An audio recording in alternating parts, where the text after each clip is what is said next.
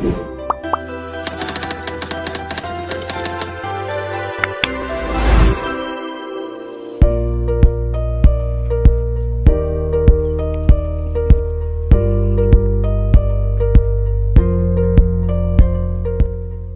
abang-abang, kakak-kakak, tuan-tuan dan puan-puan.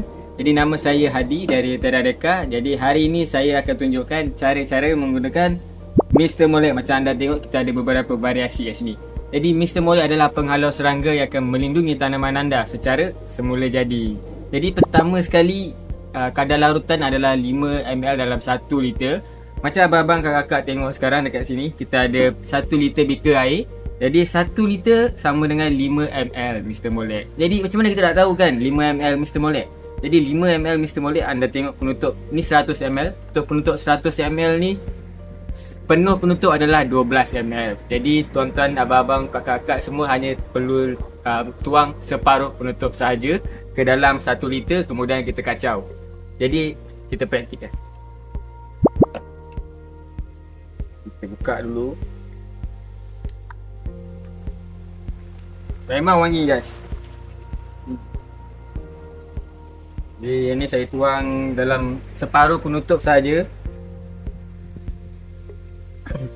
Jadi bila kita dah campur Mr. Molek dengan air, dia akan bertukar keputihan macam susu-susu kan. Jadi dia akan ada ketulan macam kita baca kopi tu. Jadi apa yang kita nak buat? Kita kacau sampai dia larut. Jadi kita kacau.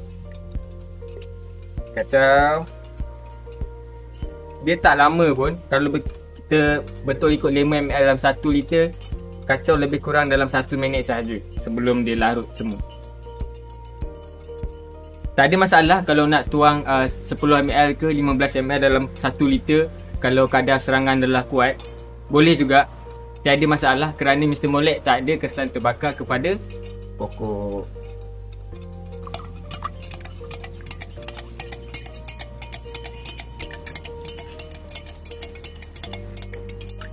Okay, macam korang tengok, dia dah larut, tak ada ketulan-ketulan.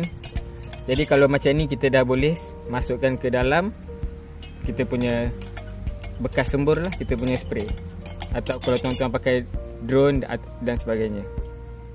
Okey, jadi kita dah selesai kacau sehingga sebati. Jadi langkah seterusnya, kita akan masukkan ke dalam bekas sembur, ke dalam spray. Kalau abang-abang, kakak-kakak, tuan-tuan, perempuan pakai spray yang biasa tu pun boleh. Kalau macam saya canggih sikit lah, saya pakai yang ni. Jadi kita just tuang je, lepas kita bancuh. Kalau tuan-tuan dan perempuan nak bancuh dalam bekas ni pun boleh. Just masukkan, tutup, goncang macam biasa. Jadi kita tuang.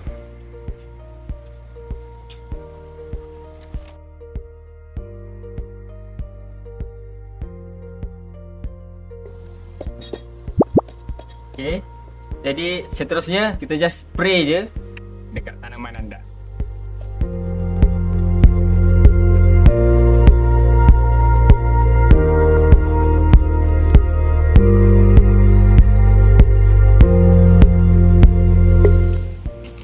Mudah kan guna Mr. Molek? Dah lah, selamat, bau pun wangi.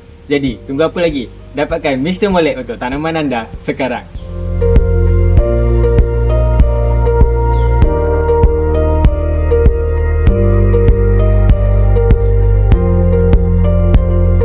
Jangan pening kepala, sembur je.